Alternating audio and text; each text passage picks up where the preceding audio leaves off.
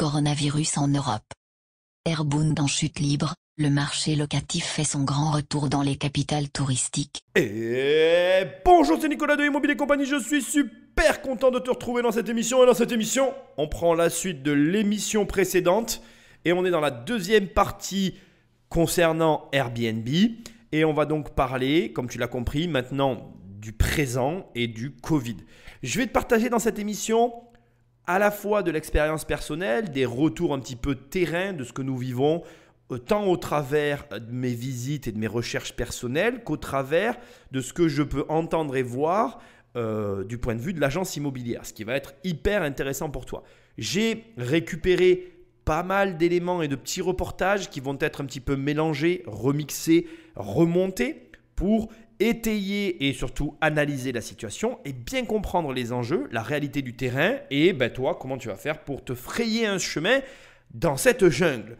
Je suis très heureux de te retrouver dans cette émission malgré que cette semaine je sois en vacances. Et oui, j'ai enregistré l'émission le lundi avant de partir, histoire que tu l'aies. Et oui, je suis quand même content d'être là. Et oui, comme d'habitude, on va commencer par l'usage. Alors comme d'habitude, en allant sur le site immobiliercompagnie.com, tu peux télécharger les 100 premières pages de mon livre « Devenir riche sans argent ». C'est un excellent bouquin, ça te permet de voir ce qu'il y a à l'intérieur. Et puis si ça te plaît, tu vas sur la Fnac, Amazon, tu tapes riche. Et c'est facile, je suis en première page. Tu cliques. Et dans ta boîte aux lettres, tu reçois le petit bouquin. Alors petit, 500 pages quand même. Mais tu le reçois et tu peux commencer à avancer dans l'histoire. Parce que ce livre est composé en deux parties. Pour première partie, n'est-ce pas, mon histoire personnelle. Pour deuxième partie, c'est un manuel financier qui est là simplement pour t'aider. Je te rassure. Et comme tu peux le voir sur les commentaires Amazon, il n'y a aucune publicité dans ce livre. C'est purement un vrai livre. Voilà, un livre comme tu pourras en trouver d'autres, comme si je ne produisais pas de contenu en ligne. Sinon, si tu veux aller plus loin avec moi, tu vas toujours sur immobiliercompagnie.com dans l'onglet formation. Et là, c'est super simple. Il n'y a qu'une seule formation et elle s'appelle 1 million. Et avec 1 million, je t'aide à avoir 1 million d'euros de patrimoine immobilier. Je crois que c'est aussi simple que ça. Voilà. Alors, tu peux peut-être te dire 1 million, Nicolas, c'est beaucoup. Mais non, en fait, au bout de 20 ans d'expérience dans l'immobilier, crois-moi, avoir 1 million en immobilier, c'est tout sauf difficile. Il suffit de savoir le faire et ça tombe bien. Je te propose de t'y aider. Attention, je te le précise, 1 million, contrairement à ce que tu peux croire, ça ne va pas changer ta vie. Parce que 1 million, en fait, tu risques d'avoir des crédits et en plus, au niveau financier, ça représente de l'argent, tu vas gagner plus, mais tu vas vite te rendre compte qu'en fait, ça ne change pas tant que ça la vie et que du coup, après, il faut se donner de nouveaux objectifs. Bref, tu vas découvrir tout ça dans le programme. Et sinon, pour finir, je te propose tout simplement d'aider, de soutenir cette émission à ton échelle. Et pour ça, je ne te demande pas d'argent, non. Je ne te demande pas de dons, non. Je ne te demande presque rien. Je te demande juste de prendre le téléphone d'un ami et de l'abonner sauvagement à cette émission. Tu l'abonnes et tu lui dis écoute, ça c'est de la balle, et comme ça tu propages l'émission. C'est grâce à toi qu'elle existe. Je te remercie et de le faire et de m'écouter. Sinon tu peux me laisser quelques étoiles et un commentaire là où tu m'écoutes. Merci à tous ceux qui m'envoient des messages et qui me disent Nicolas, là où j'écoute l'émission, je ne peux pas te laisser de messages. Je sais les gars, merci, les filles aussi, merci à tous et à toutes d'être là. Et même si vous ne pouvez pas me laisser de commentaires, ça me fait très plaisir. Et sans plus attendre, on va attaquer cette émission. Et je te préviens donc à l'avance, il va y avoir plusieurs passages. On va parler donc du temps présent, des conséquences du Covid sur Airbnb. Et on finira par une troisième émission. Ça aura été une trilogie. Et tu vas découvrir un petit peu tout cet univers Airbnb que je connais. Je n'en parle ni dans mes formations ni nulle part. On pratique de la location saisonnière. Ce n'est pas mon cœur de métier. Il y a certaines personnes qui le conseillent, d'autres qui ne le conseillent pas. On en parlera, je pense, dans cette émission. Je vais te donner mon avis personnel sur ce que tu peux faire en ce moment et ce que tu ne peux pas faire. Maintenant, au demeurant, écoute, sans plus attendre, Patrick, Magnéto. Airbnb en chute libre. Alors j'ai mis ce petit passage parce que Airbnb, c'est Airbnb. Mais en fait, j'ai trouvé un article que je voulais absolument intégrer en fait à notre émission pour commencer. Donc je vais te donner un petit peu les chiffres de Airbnb actuels, plutôt le pourcentage des chiffres actuels en Europe que je possède, que j'ai en ma possession. Et je voulais déjà te préciser que la voix robot, donc, elle dit Airbnb, elle ne dit pas Airbnb. Au demeurant, je trouve que c'est assez rigolo parce qu'effectivement, Airbnb, ça fait un peu Airboom. Et Airboom, le boom de l'immobilier qu'a généré Airbnb. Alors, Petite introduction de ma part, avant de te donner les éléments et de rentrer dans l'article. Je veux que tu saches que donc Airbnb, comme tu l'as entendu dans la précédente émission, a généré finalement des conséquences imprévues sur le marché immobilier. Comme quoi, un détail, une entreprise peut tout changer. Et de la même façon qu'Airbnb a popé et est apparu un petit peu de façon inopinée, changeant la face du marché immobilier, eh bien le Covid est lui aussi venu contrebalancer cette modification. J'ai quand même quelque chose à te dire qui est hyper important. Je considère que le Covid est un élément supplémentaire par-dessus une problématique latente dont on va parler maintenant. Mais j'aimerais bien que tu saches que, au demeurant, ce Covid reste pour beaucoup, notamment nos chers Jean-François, nos élus, une opportunité ou plutôt ce qu'ils attendaient pour arriver à leur fin. Sans plus attendre, on écoute l'intro et après on en discute. Parmi les victimes collatérales du Covid-19, il en est une qu'on ne soupçonnait pas forcément. Airbnb. Le géant de la location entre particuliers n'avait pas prévu le confinement et la crise du tourisme. Déjà fragilisé par des politiques de plus en plus strictes sur l'encadrement de la pratique, afin d'éviter une explosion des prix sur le marché, Airbnb a vu ses propriétaires peu à peu retirer leurs annonces et se tourner de nouveau vers le marché classique. C'est le cas dans plusieurs grandes villes européennes dans lesquelles il était pourtant bien implanté. Paris a notamment vu une forte hausse des biens à louer en 2020. Selon le site Se Loger, il y a eu une augmentation de 50% d'offres de location de studios par rapport à l'an dernier. Une situation qui n'était pas arrivée depuis longtemps, dans une capitale qui souffre d'une forte tension locative, due en partie à l'arrivée d'Airbnb. Depuis plusieurs années, on constatait que certains propriétaires préféraient louer occasionnellement leurs biens sur Airbnb que de les mettre sur le marché classique à long terme, moins rentable. Directement, on va attaquer avec le cœur du sujet.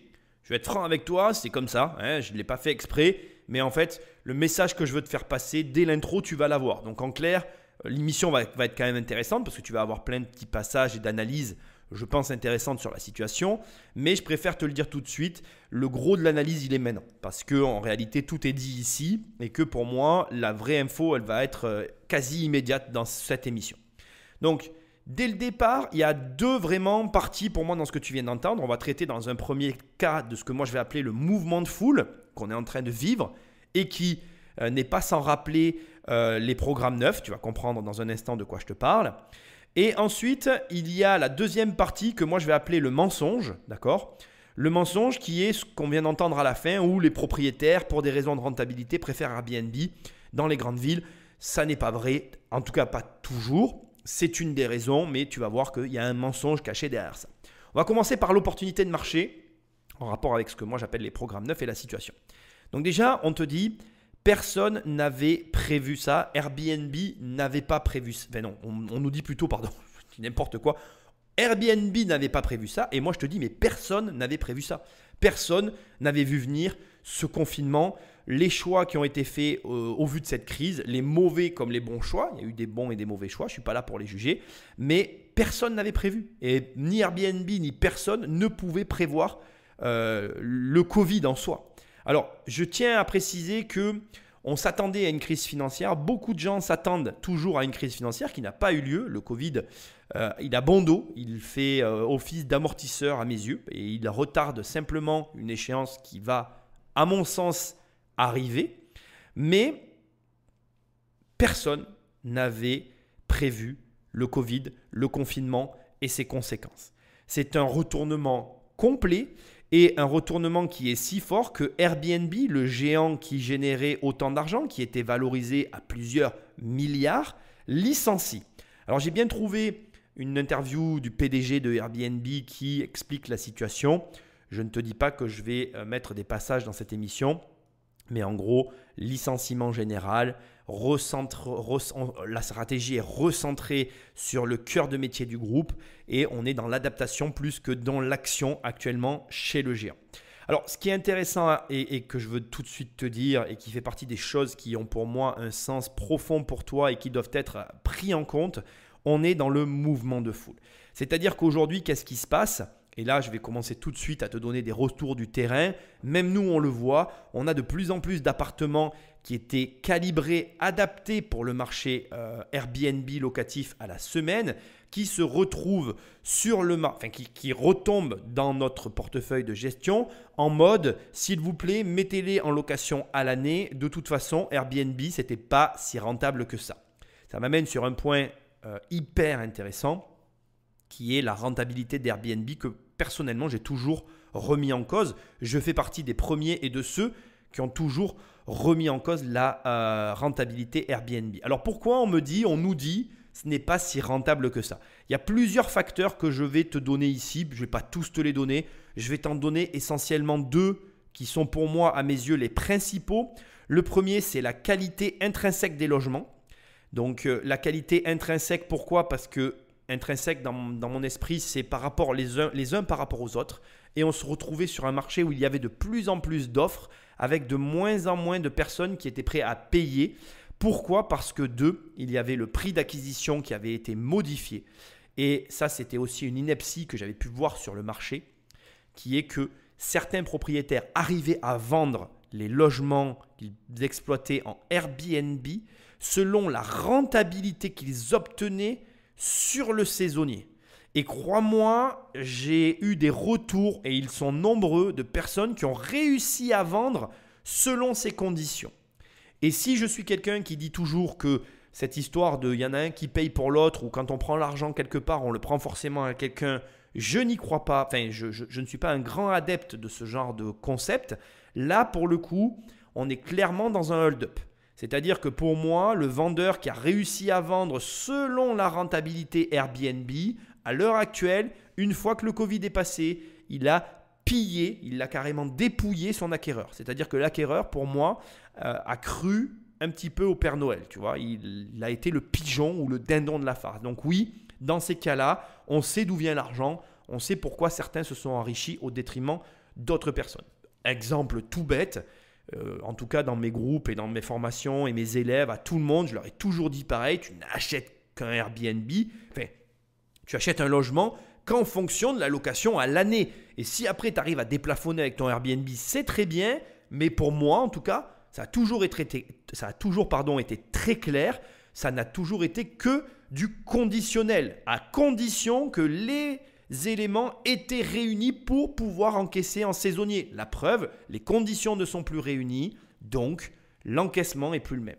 Alors, c'est mon opinion, les prix d'acquisition et la qualité des logements étaient à remettre en cause, d'autant que très souvent, je pense que les premiers qui ont fait du Airbnb ayant réellement de très grosses rentabilités, bénéficiaient de gros rendements et du coup avaient de l'argent pour augmenter leur qualité. Et je pense que ces dernières années, de toute façon tout le monde te le disait, c'était moins rentable. En réalité, ça n'était pas moins rentable et je vais opposer donc la qualité et le prix avec cette réalité. Il y avait de plus en plus de monde sur les plateformes et cette concurrence accrue, elle devenait finalement nocive pour les acteurs du marché.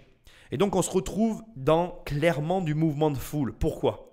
Alors c'est quoi un mouvement de foule? C'est par exemple dès l'instant qu'il y a une grosse partie du marché, une majorité du marché, qui va agir simultanément dans un sens. Je te donne des chiffres que j'ai actuellement et voilà. Paris, d'accord, on note actuellement une augmentation de l'offre locative ainsi que des studios à louer de plus de 50% pour les studios. Et l'offre locative générale, elle a augmenté de 64%. 64%. Ça veut dire que, en gros, je te donne juste un chiffre au hasard.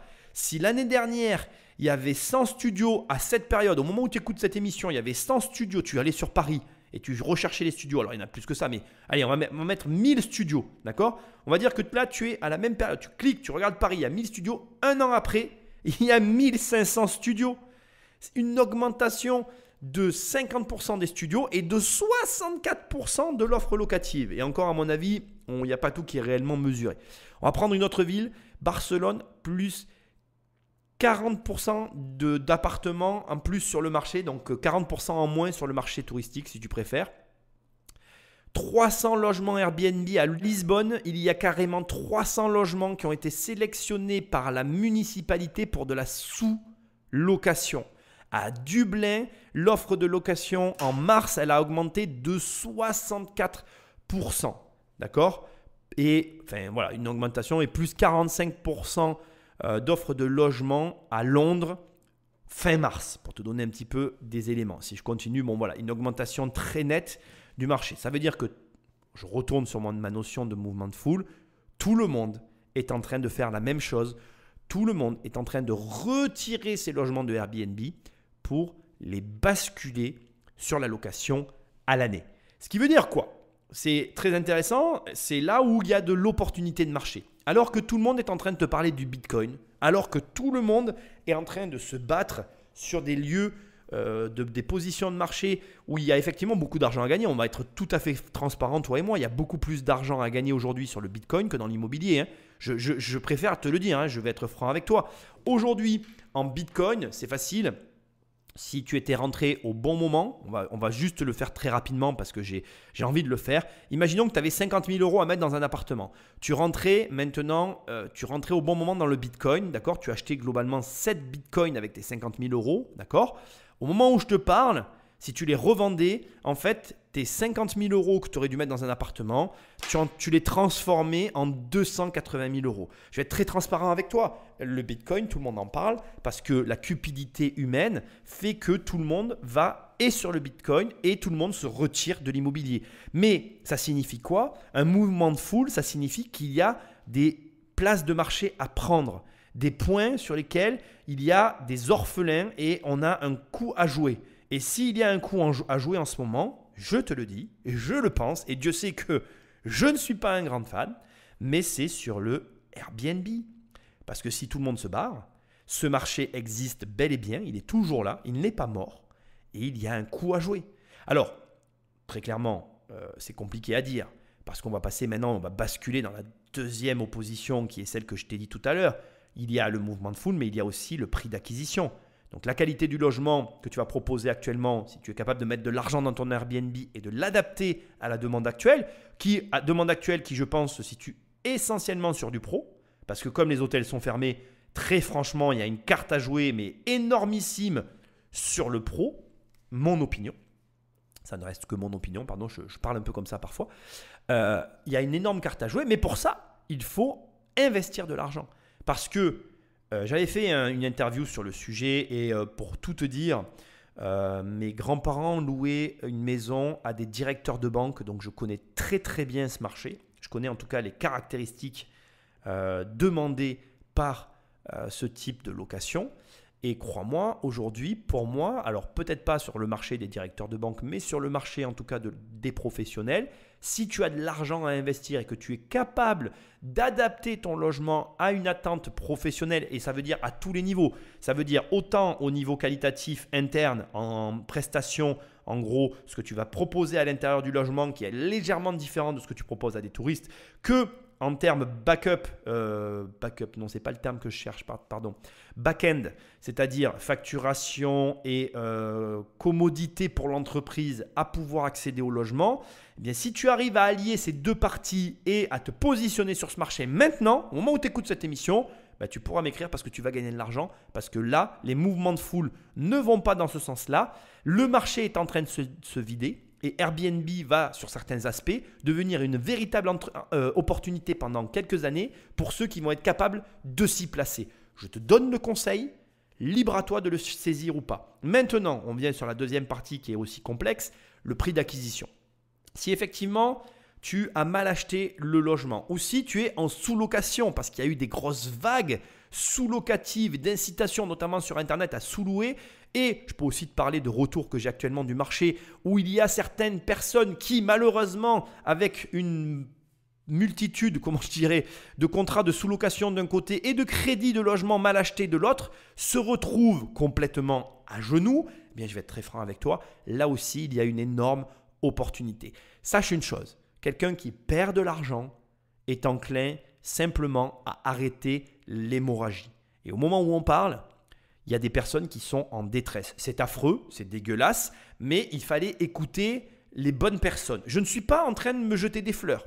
Absolument pas. Parce que je pense et je suis convaincu que dans tous ceux qui ont donné des conseils pour faire du Airbnb et notamment de la sous-location, j'ose l'espérer parce que je ne les ai pas écoutés, donc je ne sais pas ce qu'ils ont véhiculé ou appris. Mais normalement, on a dû t'apprendre à inclure des clauses spécifiques en cas de problème. Alors, encore une fois, je l'ai dit dès le départ, personne ne pouvait prévoir ce confinement.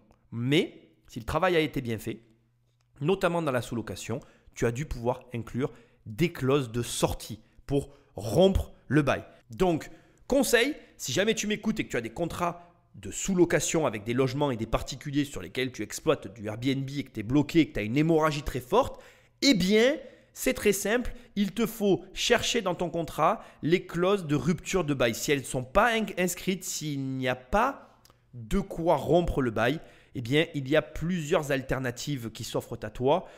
Personnellement, la première, celle que je favoriserais, c'est une négociation avec le propriétaire. Ça risque d'être compliqué. Après, bien évidemment, j'ai besoin de voir le bail que tu as signé pour pouvoir te donner des vrais conseils.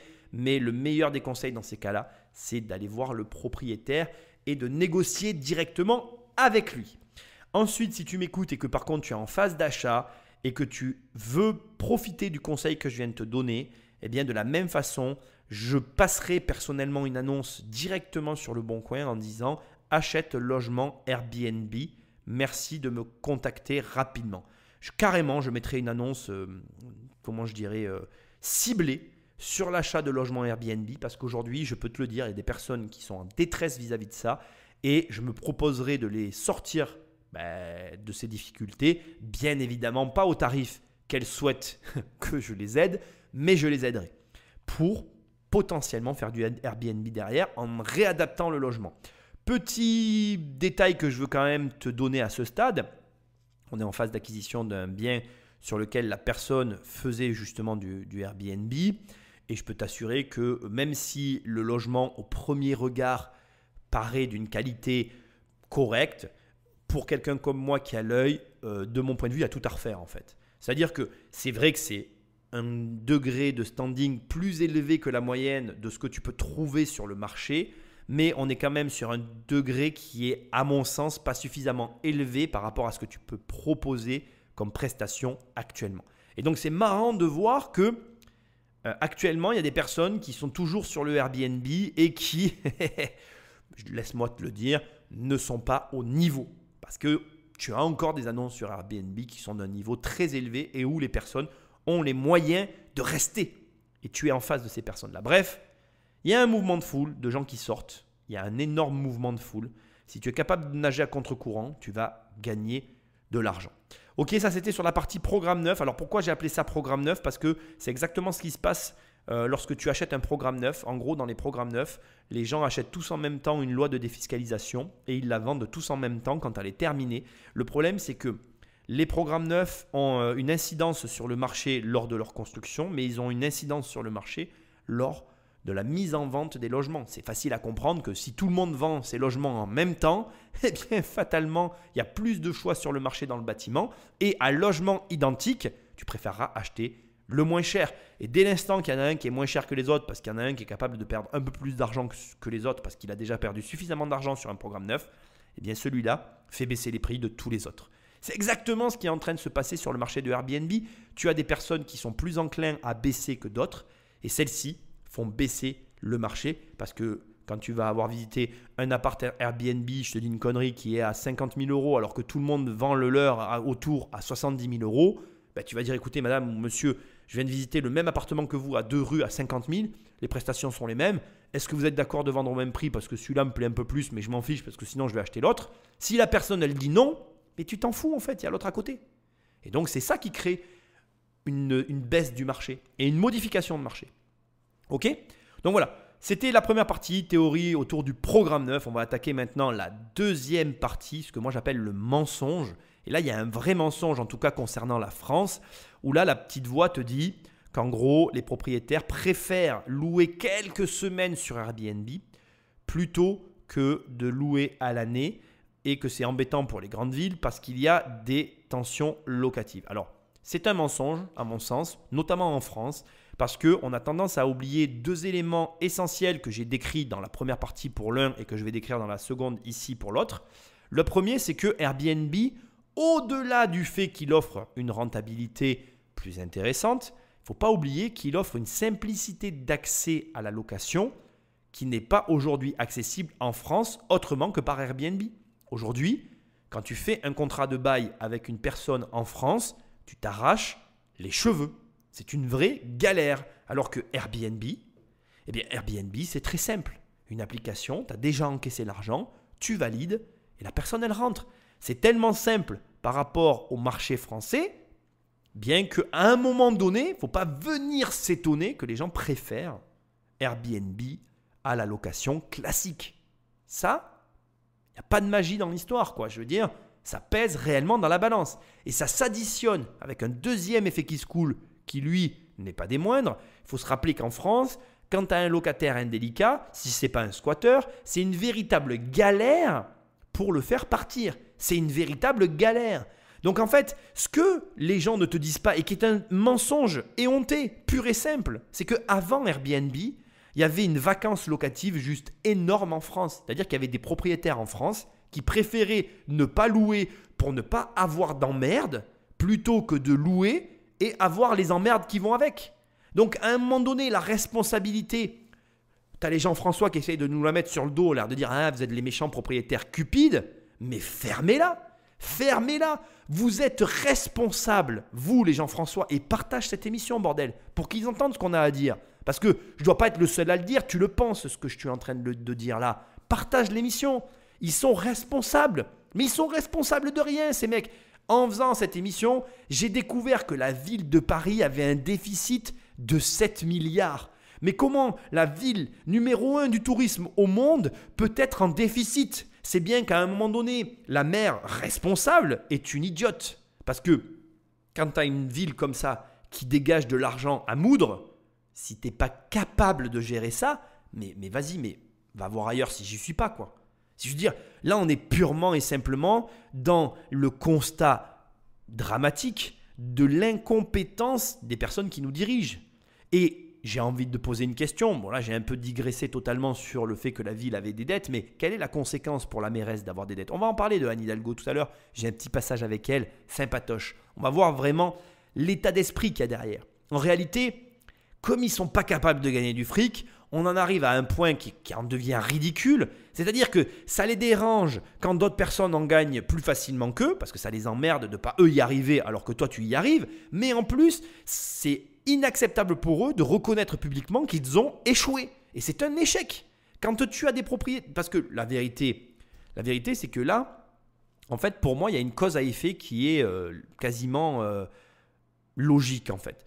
La cause à effet, c'est la suivante. C'est-à-dire que tu as des prix qui ont été achetés, tu as des prix d'achat qui sont trop élevés avec des crédits derrière qui sont trop lourds à porter pour le propriétaire.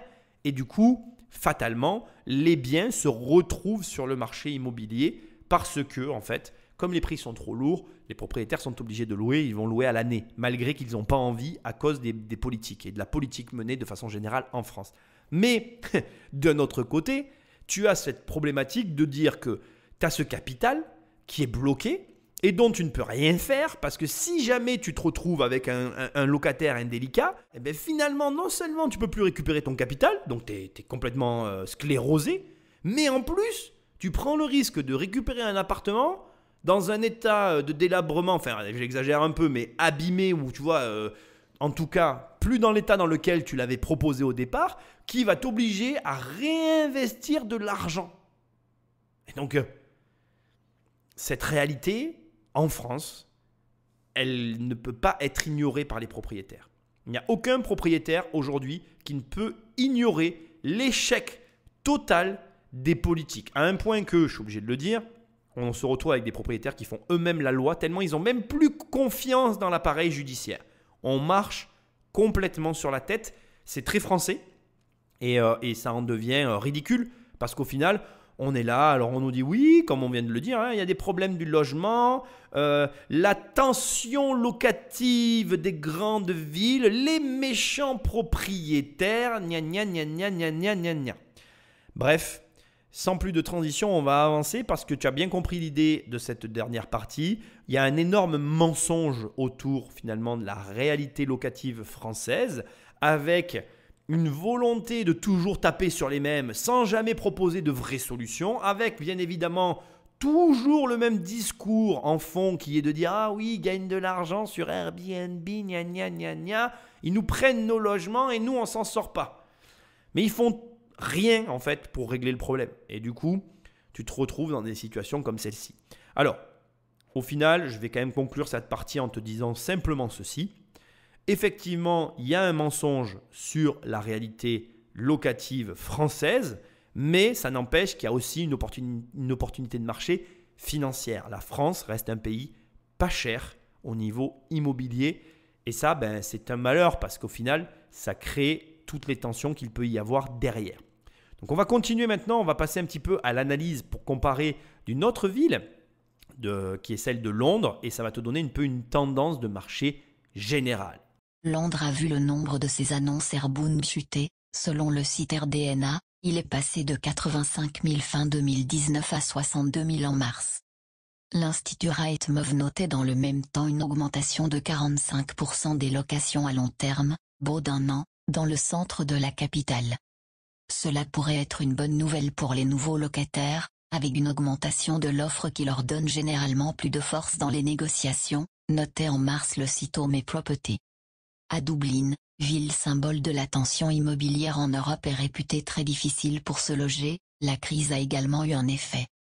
Fin mars, on notait une augmentation de 64% des annonces pour du long terme dans la capitale, 13% au niveau national, rapporte le site Delft repris par The Independent. Cette tendance fera-t-elle du bien au marché locatif dans des capitales en tension? Permettra-t-elle de réduire les loyers, souvent exorbitants? Ce sera logique. Pourtant, ce n'est pas aussi automatique, explique le site français Check News. Il n'y a pas de preuves pour l'instant, estime Ian Brossa, adjointe à la mairie de Paris chargée du logement.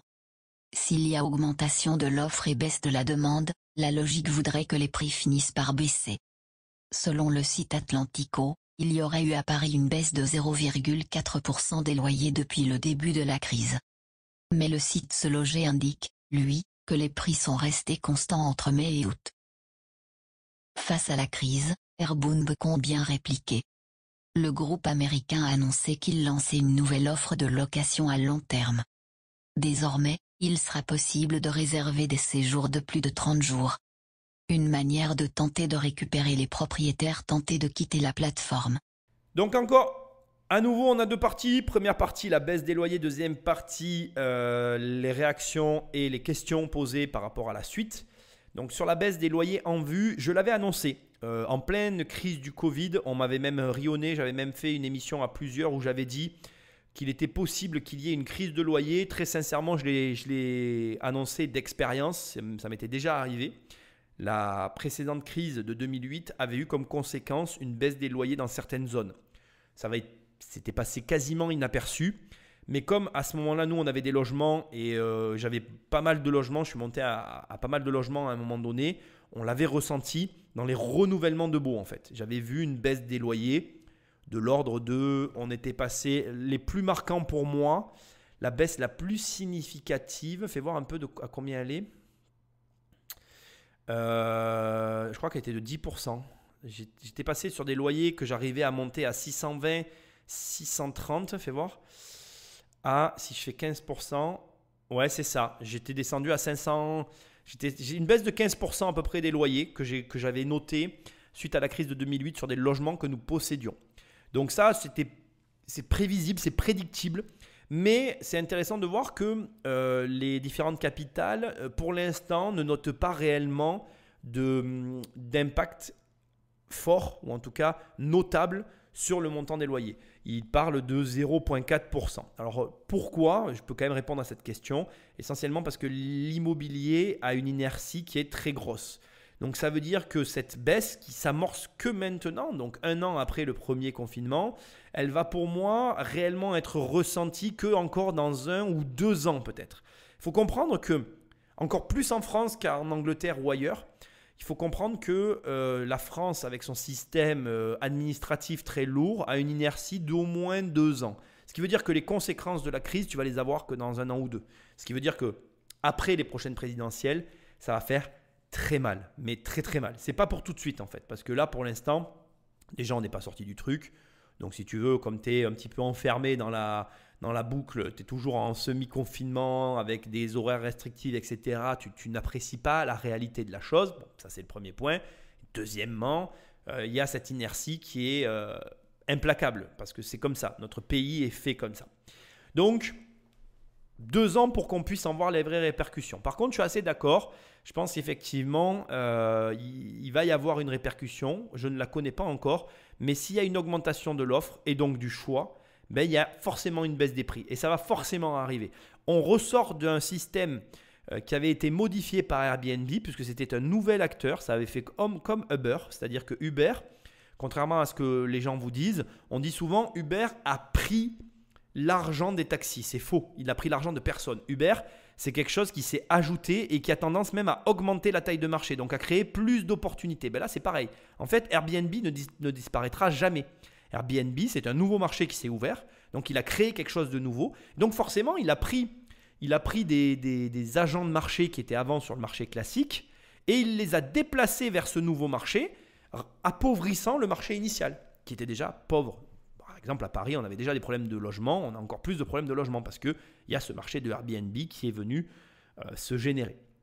Donc, il faut bien comprendre le mécanisme qu'il y a derrière et pas venir taper sur les mauvaises personnes. Il faut bien accepter qu'il y a des marchés en évolution, il y a de la création de marché. Qui dit création de marché dit création monétaire aussi.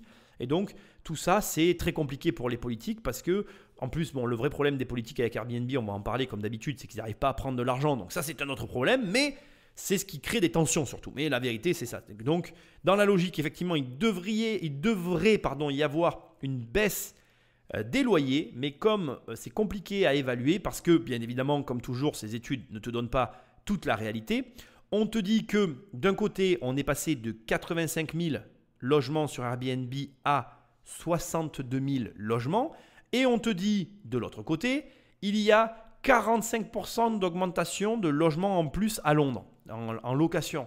Mais la question qu'il faut vraiment se poser, c'est que sur les 23 000 logements qui ont été supprimés de la plateforme Airbnb, d'accord ? Combien se sont retrouvés en location à l'année et combien sont restés vacants ? Parce qu'il y a forcément plusieurs solutions en fait. Mais comme à chaque fois, et c'est là que tu vois que moi, c'est pour ça que je déteste les sondages. Je les déteste en fait. Parce que je ne sais pas qui sont ces mecs qui font les sondages, mais soit ils font le travail qu'à moitié, soit ils ne te disent pas tout, soit ça ne représente pas la réalité, parce que là où ils sont allés, ça ne représente pas la réalité. Donc dans tous les cas, c'est jamais bon les sondages. Enfin, de mon opinion, les sondages sont jamais bons. Donc du coup, ce qui serait intéressant, et malheureusement, je n'ai pas bien évidemment les chiffres, je n'ai pas les bons chiffres, ce qui serait intéressant de savoir, c'est ça, c'est la répartition réelle des choses. Donc, on voit bien qu'il y a du changement, comme je te disais tout à l'heure, donc ça veut dire des opportunités de marché, mais on ne sait pas exactement où vont ces changements. Moi, c'est pareil, deuxième conseil que je vais te donner ici, nouveau conseil, il serait intéressant d'aller chercher ces logements vacants et de proposer quelque chose à ces mecs-là. Si tu as une conciergerie, à toi de faire ton job. Et crois-moi, là, il y a du fric à gagner parce que ces mecs-là, ils se sont retirés. Pourquoi ? Parce que leurs logements ne sont pas adaptés, mais il y a plein de possibilités entrepreneuriales. Ok ? Deuxième partie des questions qui ont été posées qui sont intéressantes. Cette tendance fera-t-elle du bien au marché locatif dans les capitales en tension ? La réponse est non. J'ai déjà répondu, mais Airbnb est un nouveau marché. Il a simplement permis à des agents économiques de se positionner ailleurs sur de nouvelles options.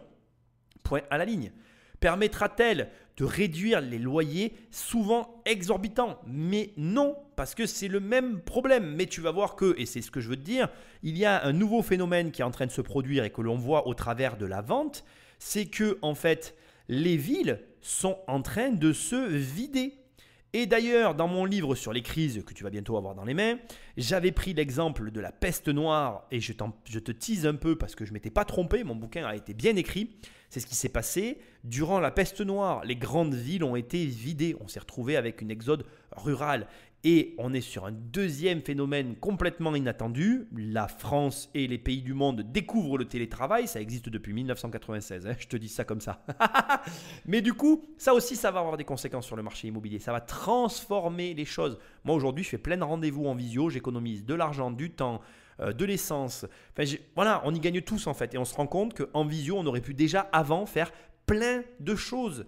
Mais sauf que, il a fallu qu'on soit confiné pour que les gens acceptent de le faire. Comme quoi, il y a des révolutions qui arrivent grâce à des crises. Et je pense que cette crise va complètement révolutionner l'immobilier. Je le dis.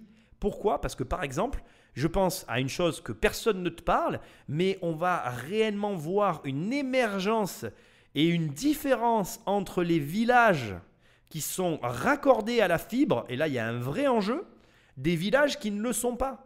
Parce qu'aujourd'hui, la fibre, c'est un enjeu dans le monde dans lequel on va vivre. Tu n'as pas la fibre, tu es juste mort. Tu as la fibre, c'est la vie. C'est la vie de ton bien immobilier. Ok ?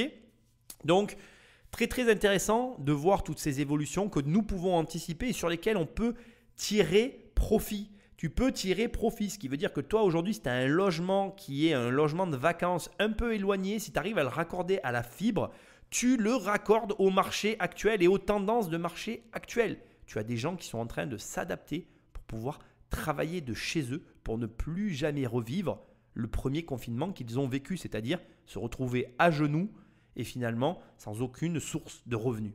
Et là aussi, on va voir l'émergence des personnes comme moi.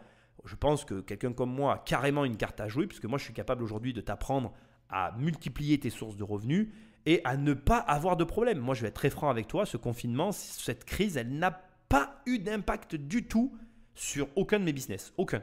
Même en immobilier. Ça montre à quel point, finalement, mes méthodes de travail ne sont peut-être pas celles qui font le plus rêver aujourd'hui sur Internet, mais en tout cas, je ne peux pas les remettre en cause au niveau de leur efficacité. Et entre autres, sur mes pages de vente, quand tu vois le client qui a encaissé les fameux 40 000 euros, celui-là est un des clients des groupes, il peut me remercier entre guillemets parce que lui il était sur du Airbnb et je l'ai fait sortir. Certes, aujourd'hui il est dans une phase un peu plus où il n'arrive pas à trouver ce qu'il cherche parce que c'est compliqué vu le marché, mais comme je lui ai dit, ça ne va pas rester comme ça éternellement, c'était comme en 2008-2010, moi j'ai vécu la même phase, il faut être patient, c'est un peu difficile, mes méthodes de travail sont particulières, elles ne marchent pas tout le temps, mais écoute c'est comme ça, quand il n'y a pas d'affaires à faire, on va à la plage. Depuis la fin du confinement, les locations courte durée sont devenues un calvaire pour le voisinage. Dans le 5e arrondissement de Paris, cette copropriété a subi récemment 3 nuits d'affilée de nuisances infernales. Un groupe avait loué un appartement situé dans la cour. La fête a rassemblé plus d'une centaine de personnes. Le pire, ça a été le samedi. Le samedi soir, ça a commencé à 8h du soir jusqu'à 8h du matin. Avec de la musique à tout casser, impossible de dormir de la nuit. On se serait cru dans une boîte de nuit, effectivement. Puis alors, ils ont loué le local, mais ils ont débordé dans la cour. En train de fumer, les gens ont trouvé du gaz hilarant. Ils étaient une centaine à peu près. Mon voisin a appelé la police à 3 reprises. Ils ne se sont pas dérangés. Et quand je suis allée poser une main courante le lundi matin, on m'a dit « Mais vous savez, la police a autre chose à faire. On est débordé avec des agressions. » Et on ne se dérange pas pour du tapage nocturne. Donc c'est la première fois en 38 ans que j'ai tous ces inconvénients. Mais les locations d'appartements à courte durée vont parfois beaucoup plus loin que de simples fêtes. À quelques kilomètres de Paris, en Seine-Saint-Denis, de lofts sont parfois loués par des prostituées. Les voisins n'en peuvent plus. C'est à peu près entre 4 à 5 soirs dans la semaine. Souvent ça commence le mercredi soir et ça termine le dimanche soir. Ça peut durer jusqu'à 5-6 heures du matin. On voyait souvent des allées et venues de personnes qui rentraient et qui ressortaient du Airbnb. Et un jour un voisin a demandé à une personne qui sortait qu'est-ce qu'il faisait ici. La personne a carrément dit qu'en fait il venait parce qu'il y avait un réseau de prostitution assez régulier. La municipalité et le commissariat ont été alertés, mais malgré plusieurs interventions, le problème persiste. On verbalise 68 €, mais cela ne les arrête pas. Ils sont au moins 10, donc ils partagent la note. Nous avons contacté Airbnb qui assure avoir une tolérance zéro pour les activités illégales en retirant les comptes d'utilisateurs concernés. Mais lorsque nous leur parlons de cas de prostitution en Seine-Saint-Denis, ces logements sont répertoriés sur un grand nombre de plateformes de location différentes. Et nous n'avons aucune preuve de faits récurrentes ou d'activités illégales lors de séjours réservés via Airbnb. À Paris, le phénomène n'est pas nouveau mais s'est amplifié depuis la fin du confinement. 4 483 appels à la police pour tapage nocturne en juin 2020 contre 3 356 en 2019 à la même période. Nous savions que ce type d'activité existait et nous nous y attaquions déjà, mais le constat que nous faisons, c'est que depuis la période du confinement, un certain nombre d'activités qui jusqu'à présent avaient lieu sur voie publique ou dans des boîtes de nuit par exemple, se déportent sur des appartements, ce qui pose de très nombreux problèmes au regard du fait qu'ils sont situés dans des copropriétés, qu'il y a des voisins et que ceux-ci, et c'est bien normal, aspirent au calme. Bon, on avance dans l'émission. Je vais faire un petit truc amusant. Je vais traiter dans le sens inverse les éléments qui viennent de t'être donnés. On va commencer par la prostitution. On va finir par le tapage nocturne. Pourquoi je commence par la prostitution? Parce que j'ai envie de te faire un retour qu'on a vécu, qui nous concerne nous, à savoir le fait que entre le premier et le second confinement, on a constaté au niveau des réservations Airbnb une augmentation de la prostitution. Et ça peut te paraître étrange, c'est une conséquence imprévue, dans le sens où, effectivement, comme les gens ne peuvent plus sortir et se déplacer, et qu'en France, la prostitution est interdite, il est facile de comprendre que les personnes en voiture qui allaient voir des prostituées, aujourd'hui, sont dans l'incapacité d'aller voir ces mêmes professionnels de la sexualité. Donc c'est une conséquence un petit peu inattendue, hein, j'ai envie de te dire, on n'y pense pas forcément, effectivement, que la voiture est aujourd'hui l'un des, comment je vais dire, véhicules, mais c'est exactement ça, un des véhicules préférés du commerce sexuel. Mais il faut bien se dire que, au demeurant, le confinement touchant beaucoup plus de personnes que ce qu'on l'imagine, il y a une masse de clients adeptes de la prostitution qui sont dans l'incapacité de se rendre sur ces lieux où se passe l'acte. Conséquence, on s'adapte, comme toujours, hein, de toute façon on a tous le même comportement vis-à-vis de nos besoins, on s'adapte. Donc les Airbnb étant toujours d'actualité, on comprend aussi le malaise que peut générer les plateformes, étant donné qu'elles continuent de fonctionner malgré les interdictions. Il faut en déduire que là, tu comprends réellement pourquoi toutes les entreprises de la tech étaient préparées au confinement et pourquoi ces sociétés ont vu leur cours en bourse exploser alors qu'elles auraient dû se ramasser. Enfin, on s'attendait à ce qu'elles se ramassent, mais tout simplement parce qu'il n'y a pas eu de délai entre l'adaptation et la réalité que nous vivions, ce qui n'est pas le cas des autres entreprises. Je vais te le dire autrement, mais il y a beaucoup de sociétés qui ont dû s'adapter au confinement, à cette nouvelle contrainte qu'était le confinement, alors que Airbnb, Amazon, Apple, enfin bref, je ne vais pas te faire la liste, tu la connais très très bien, même Tesla qui vend des voitures, c'est très rigolo de voir que leur temps d'adaptation au confinement était proche de 0 seconde, quoi. C'est-à-dire que confinement ou pas, pour eux, en fait, leur modèle était complètement adapté à cette situation-là et ça crée des inégalités terribles. Finalité, on comprend aussi peut-être un peu mieux une partie du malaise qui touche nos hommes politiques. Bon bref, je ne vais pas me focaliser sur les Jean-François parce que déjà que j'en parle suffisamment dans cette émission, on va éviter d'accentuer le trait. On va se concentrer donc sur la partie prostitution.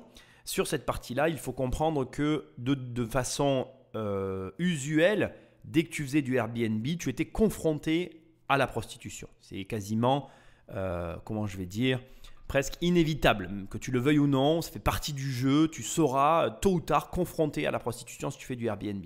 Par contre, ce que je trouve très intéressant comme déduction que tu dois en faire, c'est que la phrase « il est interdit d'interdire » n'était pas forcément fausse, dans le sens où le problème de l'interdiction réside spécifiquement dans le fait que ça ne produit pas le résultat que nous convoitons. Donc je m'explique.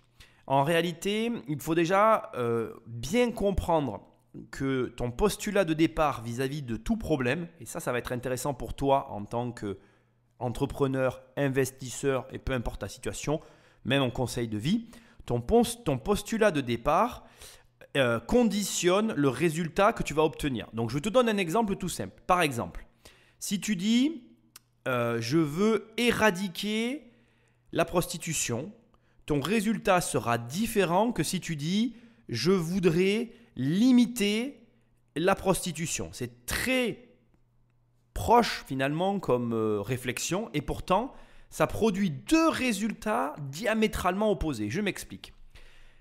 Prétendre éradiquer quelque chose, c'est de l'utopie. Ça n'existe pas. C'est la problématique à laquelle nous nous heurtons en France vis-à-vis d'un trop grand nombre de politiques et d'ailleurs de personnes en général. Les gens en France, je ne sais pas pourquoi, ils rêvent, ils veulent éradiquer ceci, stopper complètement cela, changer nanana, et on y est en plein dans le cœur du sujet. Aujourd'hui, nos hommes politiques veulent arrêter, endiguer le phénomène Airbnb.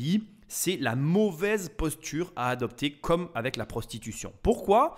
Eh bien tout simplement, comme cette phrase, il est interdit d'interdire, dès que tu vas interdire quelque chose, tu vas produire de façon opposée mais égale un résultat inattendu. Donc par exemple, tu veux interdire les boîtes de nuit parce qu'il y a un confinement, eh bien tu vas produire des soirées sauvages dans des endroits où tu ne voudrais pas qu'elles soient. Les soirées, je parle. Pourquoi ? Parce que le pire dans cette histoire, et on va en parler tout à l'heure, donc des soirées, mais même y compris pour la prostitution, c'est qu'au final, ça se produit n'importe où en fait, et sous aucun contrôle. Parce que tu pars du postulat simple que tu veux l'éradiquer. Alors que la personne qui dit, ok, je ne peux pas l'éradiquer, parce que si je commence à l'interdire, tu sais que ça va produire ce genre de résultat. Si je commence à faire je ne sais quoi, si je l'autorise, ça ne me convient pas non plus. Et c'est audible en fait. Tu as le droit de ne pas être d'accord avec une autorisation, comme par exemple la drogue. Tu peux dire, moi j'ai pas envie que la drogue soit autorisée. Sauf que si tu dis je la limite, la limiter, ça veut dire que tu lui donnes un cadre. Tu lui dis par exemple, moi Jean-François, moi président, au lieu de dire j'interdis les soirées sous le confinement, j'aurais tendance à dire je vais faire en sorte que vous puissiez sortir selon des règles que je vais préétablir. Donc par exemple, tu dis il va y avoir des soirées organisées par les boîtes de nuit avec comme obligation pour les boîtes de nuit de proposer une application, d'accord, qui recense toutes les personnes à l'entrée, caisse enregistreuse, suppression du black. Je veux dire, en plus, ce genre de procédé serait vachement avantageux pour l'État.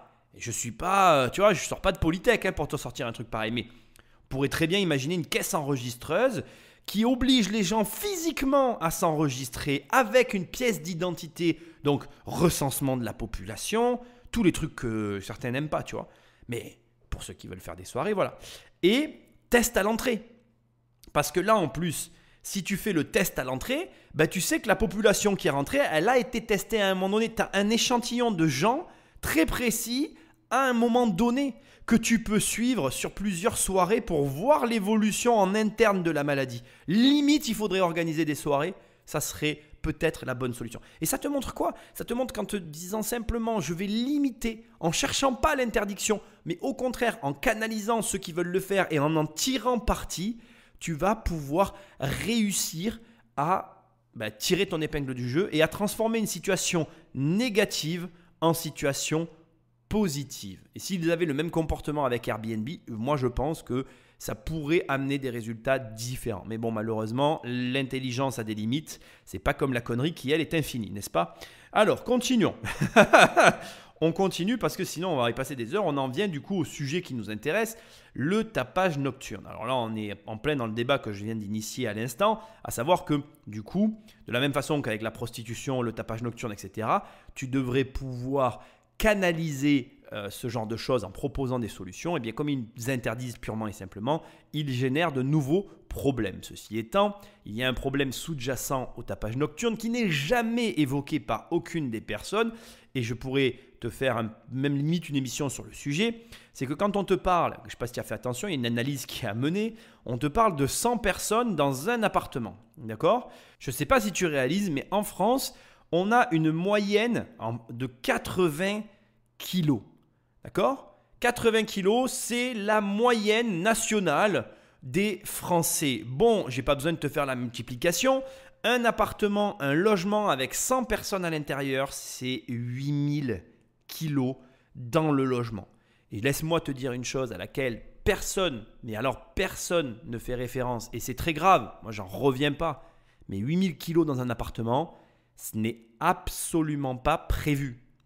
Et 8000 personnes, enfin pardon, je dis des bêtises, 8000 kilos qui sautent dans un appart, c'est encore pire parce que, alors même, allez, je ne vais pas dire qu'ils sautent, on va dire qu'ils dansent, mais qui remuent, qui font des vibrations. Et donc, si tu veux, moi j'hallucine quand tu sais quand même qu'en France, on a des balcons qui s'effondrent, on a des problèmes de structure et de rénovation et que tout le monde ne rénove pas forcément ses logements de la bonne façon.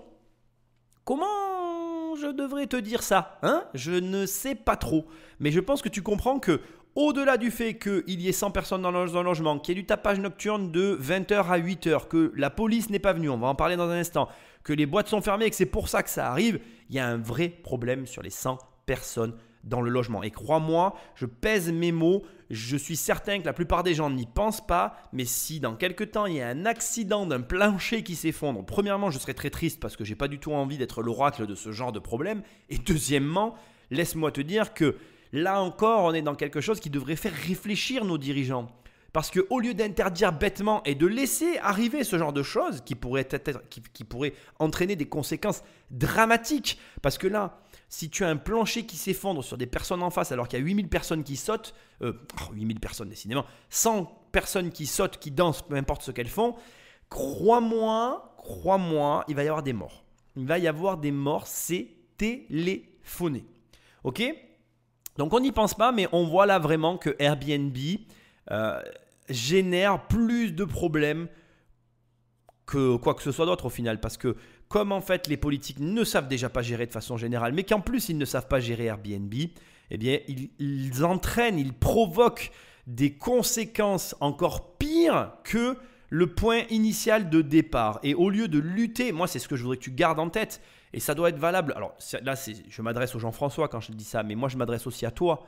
Quand tu te retrouves dans une situation avec tes enfants, tes collègues, au lieu de partir en croisade pour te dire « bon, ben moi je vais éradiquer ceci, je vais empêcher cela », non, arrête d'avoir cette mentalité. Ça ne te mènera à rien si ce n'est qu'à produire un résultat équivalent et imprévisible, mais opposé à celui auquel tu t'attends en essayant d'arrêter l'hémorragie ou le problème qui t'insupporte. Et ça, il faut que tu le gardes en tête parce qu'il vaut mieux essayer de limiter, de canaliser, de trouver une solution qui ne soit pas ta solution idéale, ni pour toi, ni pour ton opposant, mais qui te permette au moins, je vais dire, de limiter la problématique de base. Moi, j'aime à le dire, un bon compromis, ça fait plaisir à personne, mais ça permet de mettre tout le monde d'accord. Ça, il faut que tu le gardes en tête. Maintenant, j'en viens au dernier point qui doit sortir de cette analyse, et puis après, on finira avec l'ami Hidalgo. Le dernier point qui sort de cette analyse, c'est quelque chose que je dis très très souvent dans les podcasts et que je veux que tu gardes en tête, qui est propre à la France et qui est très triste à mes yeux parce que franchement, voilà, pour moi, ça, enfin, j'ai du mal à dire les mots, ou en tout cas à dire tout haut ce que je m'apprête à dire, mais pour moi ça ne pourra pas continuer éternellement comme ça. Il y a un moment donné, je pense qu'il va y avoir un grave problème avec ça, parce que d'abord je pense que les gens, on en a tous marre de cette situation, et parce qu'ensuite, si tu veux, il va falloir que quand même quelqu'un prenne le problème à bras le corps. Pour moi, la France, c'est le pays des lois inapplicables. Et là encore, on le voit, quand la police ne vient pas parce qu'il y a du tapage nocturne et qu'elle dit qu'en gros, il y a trop d'agressions et que franchement, ce n'est pas un peu de bruit qui va poser un problème, c'est inacceptable. Je veux dire, peu importe la personne qu'on a en face, il y a des gens qui pourraient dire « oui, mais la dame, elle a un jardin, elle vit dans le 5e, c'est pas très grave ». Non, mais il faut arrêter. La dame, elle doit payer plus d'impôts que toi et moi réunis, tu vois. Et donc, la dame, elle a fait sa vie, elle a un certain âge, certes, mais il n'y a aucune personne qui paye des impôts dans ce pays qui devrait se voir répondre par la police, qui n'est ni plus ni moins que le service public en retour des impôts qu'on paye, ne devrait s'entendre dire « Madame, désolé, c'est pas un peu de bruit qui… Bon, voilà, c'est bon, vous en sortirez très bien, c'est pour une nuit et c'est pas grave. » Non, c'est inacceptable. C'est inacceptable. Et j'hallucine en fait finalement que voilà, ça paraisse normal en fait qu'on fasse un reportage qui conclut en disant « Oui, c'est la faute à Airbnb, il devrait faire ci, il devrait faire ça. » Non, Airbnb… À un moment donné, on va en parler dans la dernière partie, eux, ils posent d'autres problèmes, notamment la partie sur la fiscalité. Ils nous mettent aussi face à la problématique de la complexité de notre système, parce que aujourd'hui, notre système est tellement complexe que finalement, la facilité de location de Airbnb, je l'ai déjà dit dans la première émission, elle attire bon nombre d'investisseurs. Mais la réalité ici, c'est que la police devrait venir. Si la police était venue, elle réglait le problème à la racine. Et en plus, elle l'aurait réglé 3 fois plus vite que tout ce blabla qu'il y a autour d'une polémique qui n'a même pas lieu d'exister au départ de tout ça en fait. Et ça me pose un vrai problème. Et toi, en tant qu'investisseur, tu dois l'entendre. Tu es un investisseur qui doit prendre en considération le fait que dans ce pays, les lois sont inapplicables. Voilà. Et qu'en vérité, en étant investisseur immobilier, tu as quelque part le double fardeau qui est le premier de te dire j'ai du patrimoine, donc si je dois payer, on viendra me chercher mon pognon. Mais le deuxième fardeau qui va par-dessus, c'est que tu es la personne sur laquelle on ira taper en premier parce qu'on considère que tu as de l'argent et que du coup, c'est à toi de supporter finalement toutes ces anomalies dont finalement tu contribues parce que tu payes énormément pour ça. Et ça, j'ai pas d'autre solution que de te dire tu dois l'accepter. Alors moi, je vis avec maintenant. Il y a tout un process, je pense. Je ne travaille pas avec Airbnb, tu l'as compris, même si tu as compris aussi qu'on en faisait.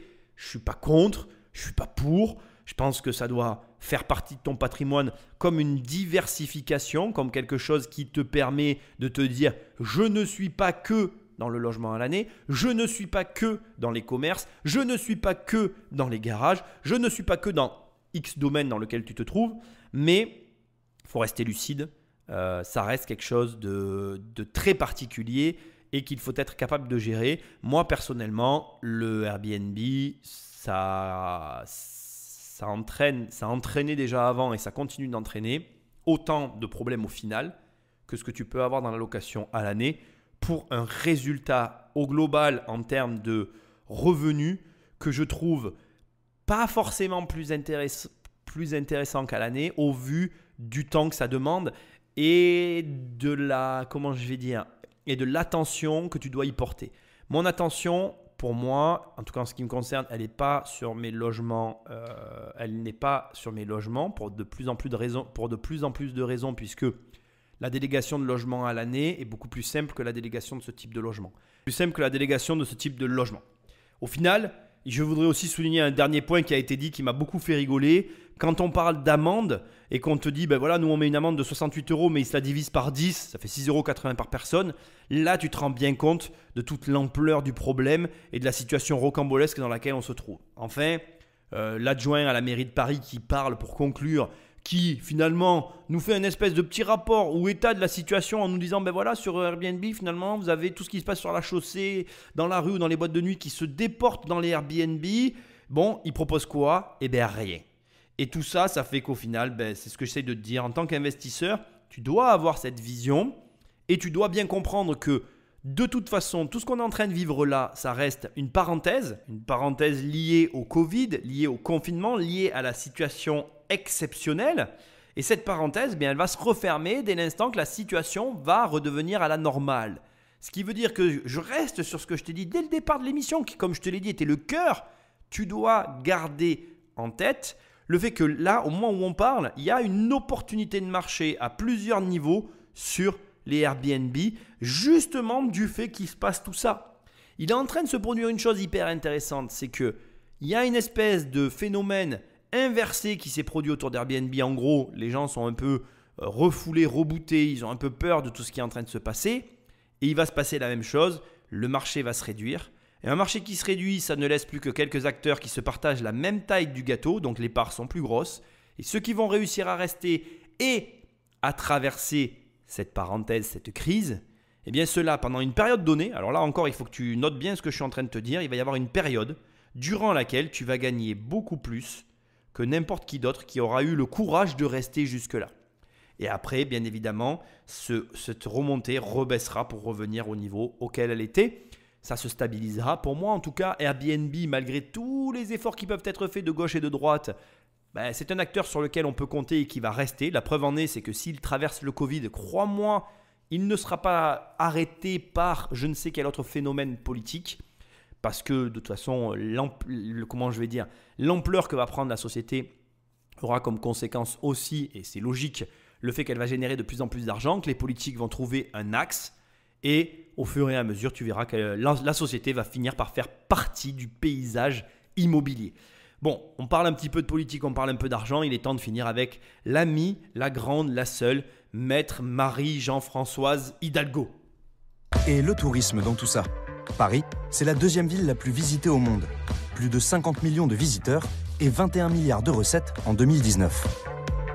Il va falloir, avec les acteurs du tourisme, redéfinir vraiment notre stratégie touristique pour qu'on puisse avoir ces visiteurs qui font vivre notre ville et qui sont quand même aussi notre fierté. Mais le tourisme de masse, les cartes de touristes, Airbnb, tout ça pour moi est quand même très fortement remis en cause par cette crise du Covid qui va nous permettre de nous inscrire dans une évolution vraiment de la place du tourisme à Paris. Vous l'aurez compris, Anne Hidalgo est persuadée que la crise du Covid peut être la genèse du fameux monde d'après. Je ne pense pas que ce soit la fin de la mondialisation, mais je pense que cette crise, durablement, en tous les cas, va permettre d'envisager l'avenir différemment. Les gens vont remettre dans un certain ordre leurs priorités. En tous les cas, je pense que ça va se produire. Et ensuite, est-ce qu'il y a des optimistes ou des pessimistes? Moi, je suis du côté de l'optimisme, de la volonté et de l'engagement. Donc, il faut s'engager. Si on veut que les choses changent, il faut s'engager. Ah, Jean-Françoise Hidalgo, elle est engagée. Alors, bien évidemment, je suis désolé, je veux pas parler politique, mais ça finit sur de la politique, cette émission. Ça va être l'occasion pour moi de décortiquer un petit peu la réalité parisienne qui fait mal. Je m'excuse pour tous les Parisiens, j'adore votre ville, vous êtes mes amis, un jour j'y mettrai les pieds, je l'espère, je touche du bois. Mais là, il y a des choses à dire. Voilà. Bon, alors, déjà, quand j'entends Jean-Françoise Hidalgo dire 21 milliards de recettes pour 50 millions de visiteurs, on peut se passer du tourisme de masse, ça va nous permettre de nous recentrer. La ville a 7,1 milliards de dettes attendues pour fin 2021. Et la vérité de Airbnb qui se cache derrière, et je vais te le dire tout cru, c'est que les mairies ne pourront jamais, mais alors jamais s'asseoir dessus. C'est d'ailleurs pour ça qu'ils sont aussi mal à l'aise face aux géants du web, et ça sera le sujet de la troisième et dernière partie de l'émission. C'est parce qu'ils ont besoin de l'argent que génère cette plateforme et qu'il leur faut trouver un moyen, je ne sais pas lequel, mais pour prendre une part du gâteau. Alors on va faire l'état rapidement de la situation parisienne, de la ville de Paris, pour que tu comprennes à la fois la problématique, les enjeux financiers, ce qui se passe derrière et pourquoi définitivement je suis convaincu que Airbnb ne disparaîtra plus jamais du paysage et que au contraire, ceux qui vont être en mesure de s'y placer correctement, c'est-à-dire en respectant les règles, il y a plein de choses que je n'ai pas dit par exemple dans cette émission, mais tu sais très bien que si tu veux ouvrir par exemple un Airbnb à Barcelone, il te faut un numéro d'exploitant. Moi, je pense que c'est vers quoi on va tendre.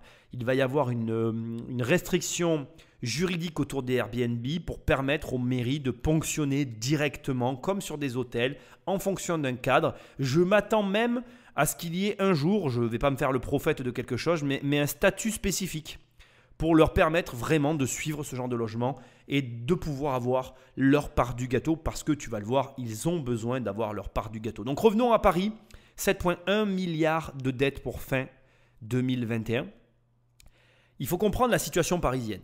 Il faut que tu comprennes ce qui se passe à Paris. Paris, c'est 50 millions de visiteurs. C'est énormément d'argent. C'est 50 millions, c'est quasiment la population française qui passe à Paris tous les ans, en fait. Puisque la France, c'est 67 millions d'habitants, tu vois. À 17, allez, à 20 millions près, la population française entière passe à Paris une fois par an.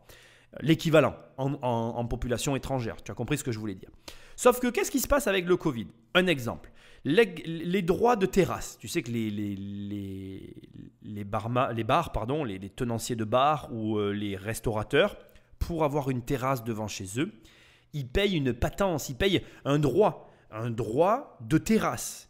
Eh bien là, ils sont tous exonérés de ce droit. Mais ça, c'est de l'argent que n'a pas la municipalité. De l'argent qui ne va pas dans leur caisse. Et Paris, la ville des Lumières, mais aussi la ville des restaurants, je te laisse imaginer le montant. La taxe de séjour, terminé, il n'y en a plus. Ils ont tout coupé. Il n'y a aucun établissement hôtelier qui paye la taxe de séjour.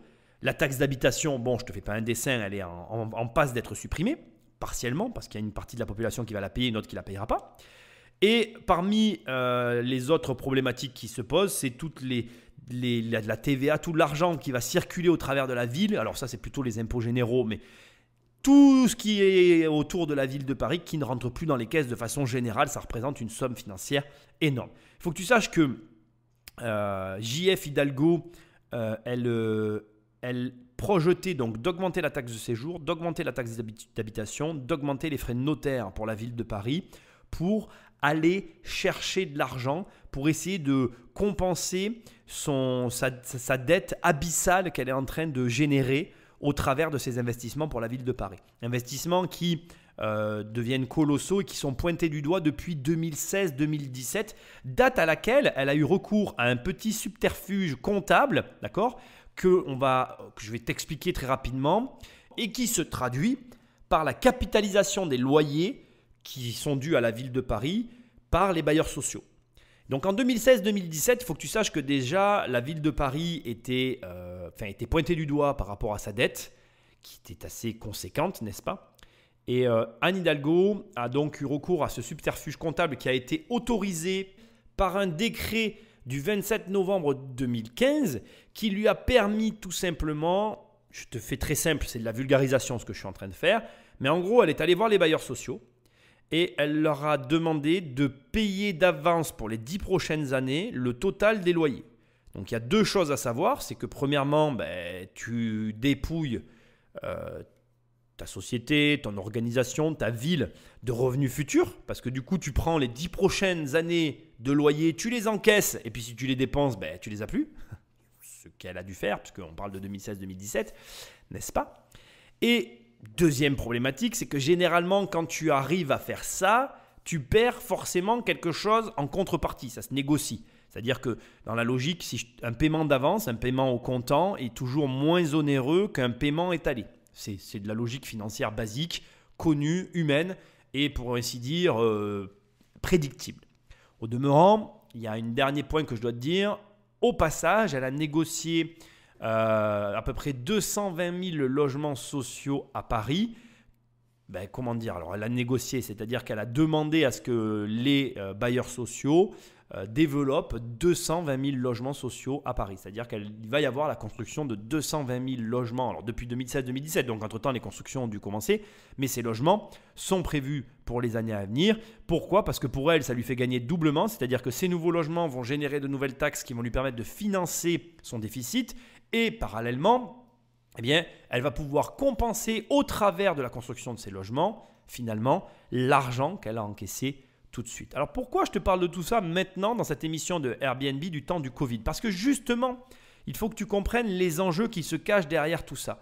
Aujourd'hui, une ville comme Paris ne peut pas, au vu de sa situation financière qui était déjà catastrophique avant le confinement, avant la crise du Covid, elle n'a pas les mêmes marges de manœuvre pendant cette crise que si elle avait eu des comptes nickel. C'est-à-dire que ayant déjà fragilisé sa santé financière avant l'arrivée de cette maladie et de tout ce que ça nécessite derrière, donc je fais notamment allusion par exemple à l'exonération des droits de terrasse, aujourd'hui, la mairesse Jean-Françoise Hidalgo se retrouve dans le besoin et a demandé de l'argent, notamment par exemple à notre cher Jean-François Président, pour venir compenser ses pertes. Alors, en l'occurrence, il y a des petites informations qui circulent. Elle pourrait être éventuellement l'une de ses adversaires pour les présidentielles de 2022. Donc on voit mal comment un Jean-François pourrait se mettre lui-même un couteau dans le dos, étant donné qu'ils aiment bien mettre des couteaux dans le dos de leurs frères et sœurs, mais ils n'aiment pas se les automettre à eux-mêmes. Tu vois, je n'ai jamais vu un qui se sanctifiait. Donc je ne pense pas que pour autant ils viennent au secours de Madame Hidalgo, mais la réalité reste que aujourd'hui, une telle situation met en exergue encore plus les situations financières de nos villes et de nos communes. Ce qui veut dire que toi, en tant qu'investisseur, tu dois être très alerte sur la situation. Pourquoi? C'est très facile de comprendre que la suite, le futur, même si je ne le connais pas, va être conditionné, mais alors réellement conditionné par les facteurs que je viens de te décrire. Je m'explique tout simplement. Une ville comme Paris, avec un déficit budgétaire de 7,1 milliards, elle va devoir compenser. Et qui est mieux placé qu'un investisseur immobilier pour payer.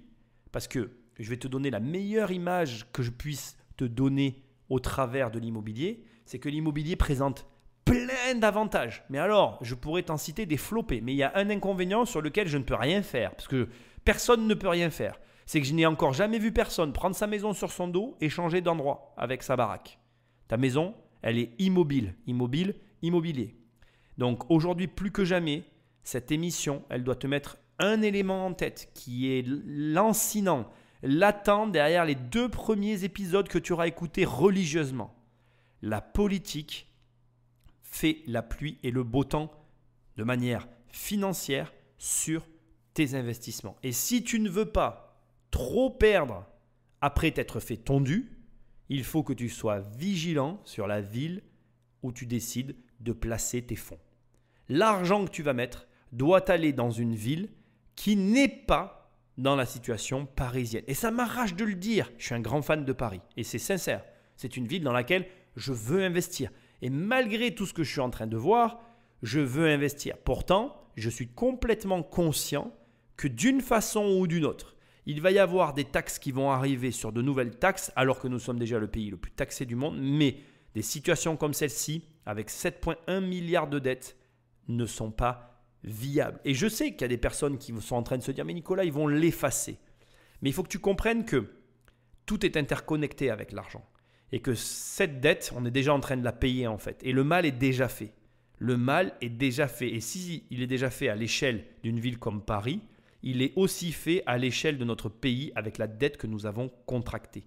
Il n'y a pas de cause sans conséquence et il n'y a pas de conséquence sans cause. Et aujourd'hui, je suis sincère, je pense que ce que nous sommes en train de vivre est historique. Je pense qu'il va se passer des choses d'une façon ou d'une autre, je ne sais pas lesquelles, mais c'est obligatoire, nous le sentons tous. Même si tu n'as pas de grandes connaissances financières, tu le comprends au travers de tout un tas d'éléments que moi je t'indique et que d'autres t'indiquent aussi. Mais ce qu'il y a de certain, c'est que le domaine, que le Airbnb, génère beaucoup de problèmes. Mais là actuellement, avec les mouvements qui sont en train de s'y passer, les changements qu'il va y avoir dans les années futures, il y a une opportunité de marché qui va s'ouvrir, laquelle je ne la définis pas moi-même parfaitement parce que je ne suis pas un professionnel de ce domaine d'activité dans l'immobilier, mais j'arrive déjà à te pointer du doigt que tous ceux qui sont restés sur la plateforme actuellement gagnent de l'argent.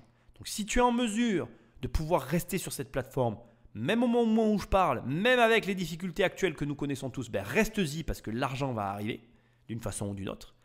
Et selon où tu investis, sois très vigilant sur l'état de la ville, commune, village ou du lieu dans lequel tu places ton argent. J'aimerais finir en te signifiant que j'ai quand même conscience que la situation de la ville de Paris est globalement la même situation qu'on retrouve dans toutes les villes de France. Je vais te donner un exemple que je connais bien.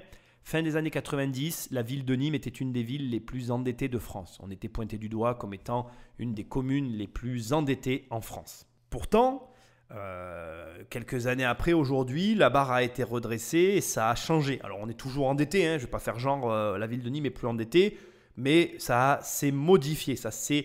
Ils ont réussi à faire baisser la dette. D'ailleurs, j'en veux pour preuve que nous, on avait des bâtiments sur Nîmes et que le foncier, pendant plus de 10 ans, il n'a jamais bronché, quoi. C'était vraiment...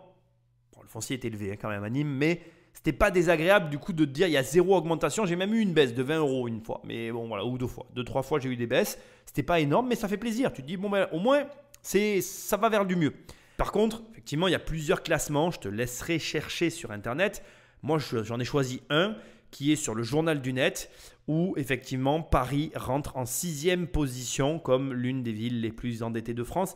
Les 3 villes les plus endettées de France, Levallois-Perret, Bagnolet, Aubagne. Voilà. Hauts-de-Seine, Seine-Saint-Denis, Bouches-du-Rhône. Après, tu as Saint-Maur-des-Fossés, Val-de-Marne, Agde dans l'Hérault, Paris, Saint-Ouen-sur-Seine, Maubeuge, Châtenay-Malabry, Hauts-de-Seine, Maubeuge c'est le nord, Fort-de-France en Martinique, Cannes dans les Alpes-Maritimes, Argenteuil-Val d'Oise, Les Mureaux, Yvelines, Antibes, Alpes-Maritimes, etc., etc. Je te laisserai regarder. C'est une indication qui a pour moi quand même son importance, la façon dont est gérée une ville. Ça implique les taxes que tu vas payer derrière, les taxes, même si tout le monde me dit « Oui Nicolas, c'est déductible ». Oui, mais c'est de l'argent que tu n'as pas. Moi, je le vois comme ça, c'est de l'argent qui n'est pas à disposition. Donc, je le prends sous l'angle du je préfère que les taxes ne soient pas trop élevées. L'argent qui n'est pas en taxes, c'est de l'argent que tu peux réinvestir. En résumé, j'en reviens à tout ça. Rappelle-toi, parmi les informations importantes que je t'aurais données dans cette émission, le mouvement de foule actuel qui dirige les gens vers la location nue pour sortir les logements du Airbnb parce que actuellement, effectivement, c'est plus difficile de louer. Tu comprends bien que la conséquence de ça, c'est que ceux qui restent ont une plus grosse part du gâteau. Encore faut-il pouvoir rester. Je suis d'accord avec toi. Tu retiens aussi les éléments importants qui confirment ce que je dis toujours dans ces émissions. La France reste un pays où les lois sont inapplicables, avec notamment le tapage nocturne qui n'est pas grave, dixit les policiers parisiens, mais qui est quand même gênant pour le voisinage et qui, de façon normale, devrait être traité puisque nous payons nos impôts. Donc, en l'occurrence, nous sommes des citoyens et les citoyens devraient avoir un service en retour de leur paiement des impôts, qui, je le rappelle, paye les fonctionnaires. Je dis ça, je dis rien. Je te rappelle aussi, je te l'ai déjà précisé, mais de mon expérience actuelle, il y a un petit peu plus de péripatéticiennes actuellement dans les Airbnb. En tout cas, nous, c'est ce que nous avons vécu l'été dernier. Beaucoup plus même de péripatéticiennes. Je dirais que sur plusieurs mois de location en Airbnb, je crois qu'on a loué pendant 3 mois. Sur 3 mois de Airbnb, on a eu 1 mois, enfin en différé, 2 péripatéticiennes dans le logement. Et enfin, j'ai terminé en mettant en exergue encore plus la situation financière des villes avec les enjeux qui se cachent derrière. J'ai oublié de te dire qu'il y a un point important, j'ai parlé de Paris. Il faut comprendre aussi que les villes ont toujours de plus en plus de grosses dépenses et que le Covid va générer des dépenses supplémentaires. Alors ne serait-ce que pour Paris, il y a la création d'une police municipale. Police municipale égale salaire, en espérant que ceux-là se déplaceront pour le tapage nocturne, j'espère. Toujours à Paris, il y a la végétalisation des espaces, mais cette végétalisation des espaces, elle a lieu dans toute la France. Végétalisation des espaces égale entretien, égale personnel, égale charge. Donc même si techniquement les fonctionnaires ne sont pas chargés à proprement parler, il y a quand même un coût derrière qui est supporté par le contribuable. Et donc c'est bien beau de végétaliser nos villes, mais encore faut-il avoir les moyens de le faire. Donc voilà, je te vous rappelle au passage que Louis XIV avait végétalisé le jardin de Versailles. Ça lui a coûté assez cher. Bref, voilà. Dernier point qu'il faut prendre en considération, c'est que les contribuables qui ont droit au RSA ne cessent d'augmenter, surtout avec la crise, que le RSA est supporté par nos villes et que donc, cause-conséquence, c'est un surcoût supplémentaire qu'il faut assumer. Donc, dans un pays où, comme je le disais tout à l'heure, les taxes sont déjà élevées, les taxes supplémentaires vont venir s'ajouter issues directement de la situation que nous connaissons tous. Je ne pense pas que ce soit catastrophique, même si à ce stade, tu pourrais te dire « Waouh, ça fait beaucoup ». Mais je pense que toi, investisseur, tu dois t'intéresser à tous ces phénomènes et qu'avant de t'engager, il te faut bien réfléchir. Dernier point, très contre-intuitif, mais avec lequel j'ai choisi de finir. Il va de soi qu'une ville très endettée, une ville actuellement comme Paris qui a tendance à se vider, qui a tendance aussi à accélérer le télétravail, à voir sa population se rendre compte petit à petit que peut-être que de vivre dans un appartement sans extérieur, c'est moins bien que de vivre dans une maison à la campagne, eh bien, il va de soi que ça reste des villes qui, même si elles n'ont pas un grand intérêt pour nous, ont un grand intérêt pour les touristes qui, à un moment donné ou à un autre, voudront quand même venir la visiter. Et je pense que d'une façon ou d'une autre, tout ceci doit te laisser entrevoir l'opportunité que je m'entiche à essayer de te faire déduire à la fin de cette émission, qui est que s'il doit y avoir des baisses de prix, elles vont commencer par les grandes villes. Si elles commencent par les grandes villes, il faut que tu saches que c'est là où il y a les plus grosses fluctuations au niveau du capital. Sans vouloir faire comme Madame Hidalgo avec les comptes, qui n'est ni plus ni moins qu'un subterfuge pour cacher sa mauvaise gestion, nous, à l'inverse, on va chercher à tirer profit complètement de cette situation dont on est lucide et dont on a tous les tenants et aboutissants. On se met en position et si ça arrive, on récupère ce qu'il y a à récupérer, c'est-à-dire des logements à bas prix. Parce que Paris a toujours été une ville qui coûtait cher, elle coûtera toujours cher, même si elle connaît des fluctuations de marché, comme la bourse, elle finira tôt ou tard par remonter. Je suis très très très heureux d'avoir fait cette deuxième émission sur Airbnb. Tu as vu le présent d'Airbnb, on arrive à la conclusion qui sera la troisième et dernière émission que tu auras la semaine prochaine. Je suis très heureux d'être toujours avec toi. N'oublie pas que tu peux aller sur mon site immobiliercompagnie.com. Dans l'onglet formation, il y a une seule formation. Elle t'apprend à avoir 1 million d'euros de patrimoine. Sinon, tu vas dans l'onglet livres. Tu peux télécharger les 100 premières pages de mon livre ou mes livres. Il y a même le livre de la SCI qui est dispo depuis quelques temps. Je ne sais pas si tu sais, mais il est disponible. Sinon, je te laisse me retrouver sur mes réseaux. Je te laisse me retrouver sur YouTube. Je te laisse me retrouver où tu veux. Je te dis à très bientôt dans une prochaine émission. Bonne continuation. À très vite. Salut!